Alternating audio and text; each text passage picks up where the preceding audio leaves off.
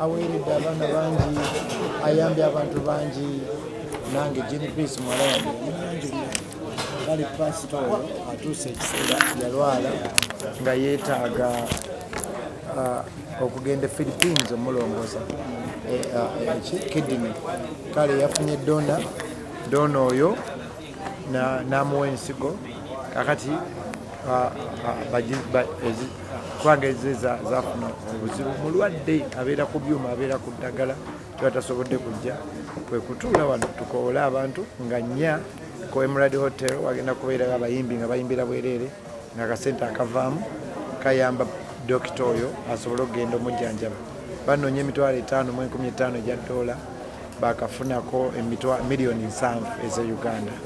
Bakola ekivulo, abayimbi ne bayimba ejjinja, Gene Peace yanyumiza ne bafunamu miliyoni 14, omuzira kisomo n'abawa miliyoni 5.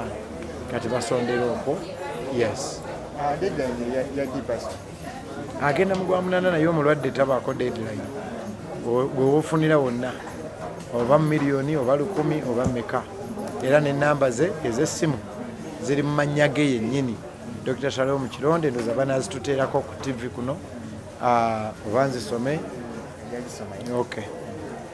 Pastor mtajja kwebuuza, mulina ekibiina ekitwala bapasita mu Uganda nga pulezidenti wange oba Pastor Serada mwamutuukiriddeko kuba ensimbi nnyingi naye ate zijja musolesole. Ndowooza era otuwadde amagezi naye katumutuukire. Buli ewali ekibiina ekitwala abapasitors era namwe tubakoowoola okuyambako ku Dr. Shalom Kironde kuba nange ate muyize nnyo mu bulwadde okitegedde. So tubakoowoola ebibiina byonna ebyabalokole namwe mutukwatireko mwenna ababikulembera bibiina ebingi ebyenjawulo. So ago amagezi nago malungi. Atwebe nga kyagitezeho okuyamba omuntu yeetaaga okutwalibwa ebweru w'eggwanga okujjanjaba zibeera siro ebiseera ebisinga. Zibeera siro ebiseera gye bamusuubira zijja mpola nnyo ate mulwadde ali bubi. Nteekateeka ki ey'enjawulo gye muyina ku buli mulundi naddala nga nnya omwezi ogujja? Era tutegese ekivulu okusinga okutuula obutuuza wandibeerayo omuzibu kisa kyolaba nammwe tubayise mutukwatireko mutwongezeyo eddoboozi. Byonna bino birowoozo bya muwala wange ono Gene Peace yabirowoozezza kubanga ate yamumanyi nnyo ngeri gye yakulira ejjinja. Pastor, mulina amannya mu ggwanga era n'omukulembeze waaba agenda okulayira ayita abalira ebintu mubeera ku mmeeza wali ezo mu maaso. Mu gavumenti muno temuliimu muntu tusatuukirira muva mu gy'okusoma kizito. Babawandiikidde amabaluwa era ebbaluwa bwe zituuka banaye ku mmeeza zammwe aba gavumenti mutukwatireko nammwe. Manyi muliyo bangi abalina emitima emirungi. Tulina amalwaliro ag'enjalo mu Uganda waneeno agasobola okukola ekintu ekyo nga mbayise mu basumba mugwa muli bantu zonna mu ggwanga. Amannya gammwe gyabasala ate nga muyingiza ogamba nti kati abayimusa n'ababajja mu n'abatuuza n'abalamira. Kati leero tuzze tukoodde omulanga mu kamera katulabe oba oli awo wanaabeerayo anaawulira. So tusize ensigo katulinde bwe zinaamera. Obusembayo ebibafaanyi ku lwabwe olunganya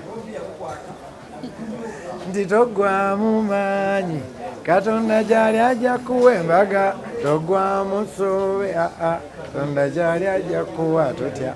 Buliba buti Katonda gy'ali ajja kuwa mane ebibyo nga biteredde Katonda gy'ali ajja kuwa totya. Bafani bange gwerengera akati k'omu mayinja kabootolera ne kavaayo. Lengera Yesu mu ntaana bamuziika era n'avaayo. Lengerayo na mu kyennyanja kyamumira era n'avaayo. Sekerera abo abandoga ne bookola kyera njavaayo. Toggwamu maanyi Katonda gy'ali ajja kuwa essanyu. Toggwamu ssuubi Katonda gy'ali ajja kuwa totya. Pastor nansomye okubuuza ekibuuzo kinene oli mu yeewe era bayimbi banno wano abasatu twafunyeyo iPhone tufunano Nokia ne Tecno awo gwawa Pastor iPhone Nokia ne Tecno twenguziika nnyo mu kyaki mbadde sinakimanyi abayimbi abakyala president wa federation vice president akwala Shiba. yes ne president wa UMA Yes. Cindy, yes. aninawe muli obukaya ati oyo agamba mune tolina taalika agamba nze iphone gwenoka Webagamba ati tubasabira essaawa bagamba namwenkanankana mu maaso gange mbadde sebimanyi sagala kwogera nnyo ku bintu byesinaako mutona mpulidde ekipya nange era bwenvaano ngenda tandikira kani yagambye manyi naku ezo nga njogera ku buli kintu neneswaza simanyi na gye biva simanyi na gye bidda so segenda commentinga ku Shiba na Cindy kuba mbadde sina kifolowinga nnyo sebo ku myaka gye nasatu gy'omutanda ogamba tuddeewo I know okuwulira nti no mutabani we yamaze n'abikola naye Katonda yeebazibwe nti ekisooka awangalayi Ssaabasajja ke kayimba kenyimbye ndi musajja muganda era njagala Buganda yene ennyindo gy'olaba ndi muzzukulu wa Kayiira neddira Mbogonze na bintu bya Luyira ebyo olaba Ssaabasajja Kabaka bw'ayogera bw'ati awuluguma nange nga nkola keeko ti oli maaso moogi musota leka bwejongera baffe oli mandagayoze embazi gegamwate ne gagizaawo ye magulu nnyondo yeggulu ddene nantalinnya mu kateebe palaba butadde bwamu Ssaabalongo takuba mugongo gutusinze nnyo Ssaabasajja bw'osangamu muffe abeerumaluma bami mwampewere bwe babamu muffe gutusingidde ddala ddala ffe tuli bantu bobeene lamula oli mu mwotaata olamula mu kukula kwo tewalaba ssanyu naye oyo olamula oli maaso moogi musota abo tebayamba Buganda apaana baliko ebyabwe bye banoonya wafuga ku booli Kabaka ow'ensi Buganda eno munnange akayimba kaposaaka nakakaddamu ennaku ezula ebigambo mbitankana naye nga ayogayoge beene akuliko ebiwonvu n'ebikko awangaali nnyo n'abaana b'abaana baffe naffe abawasiza leeti abaana b'abaana baffe nabo balabe ku beene webali nnyo empologoma ya Buganda awangaalayi Ssaabasajja Nnabagereka akuma Obuganda Nnabagereka agerekera Obuganda ekisa kya Mukama kyongera okubeera ne beene waffe kuliko ebiwonvu n'ebikko owangaale yogayoga ayi beene kisemba kumutanda abayimbi bangi beesunga okusimbibwa omutanda kuba oba oliawo mufuna omukisa ogumuyimbira naye te okusimbibwa kyanjawulo olunaku olwesunga